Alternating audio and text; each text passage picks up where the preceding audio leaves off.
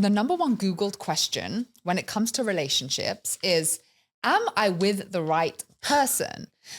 For me, if you have to ask yourself that question, don't you already know the bloody answer? Right? Yeah. Like, can you feel in your gut if you're not with the right person?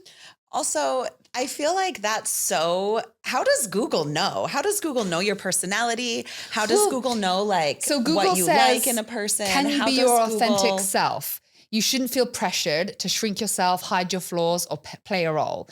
Do they show up during the hard times? The right partner supports you through illness, fear, failure, rather than leaving you to face them alone. Do arguments bring you closer? Healthy conflict allows both of you to collaborate on solutions instead of keeping score or tearing each other down. Do you feel emotionally safe? Your partner should know how to reassure you when you're insecure and make you feel secure in the relationship.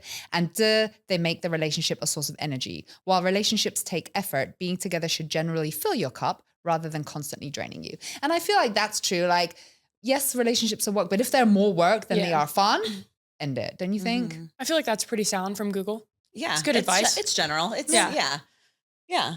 I think it's funny that that's the number one Googled question, because I feel like we're living in this weird time where we just have unlimited options. And I say unlimited options because we don't.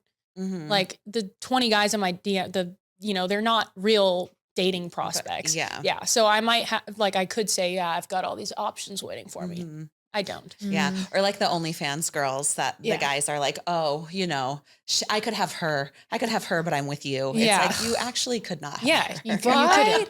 And would you want to be with her when she's doing OnlyFans and sleeping with other people? Like, when it comes down to it, realistically, would that be a good match? You know? Yeah. And I think a lot of psychology, power of choice. So like when you have unlimited options or too many options, you can't choose. You can't actually make a choice.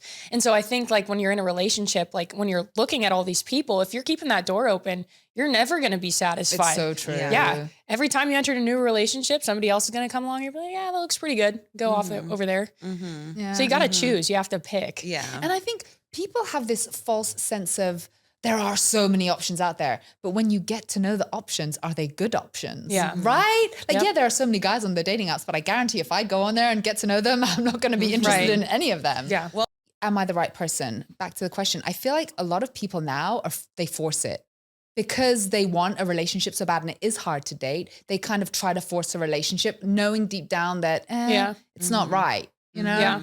That's what goes back to like what I was talking about with marriage. It's like so many people jump into relationships just because they want the compatibility or, somebody just to hang out with them. And they're not even like, they don't like each other. Like you're not going to work out. And I think in our hearts, we always know that.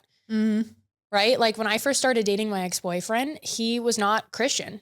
We didn't have the same values. And I stuck in there for 4 years trying to figure it out. But I knew from square one, like this is probably not going to go anywhere. And so we jump into a lot of things and then we get comfortable and then we don't want to leave. And it's just. Wouldn't you prefer to be alone though than to be with the wrong person? Absolutely. But I feel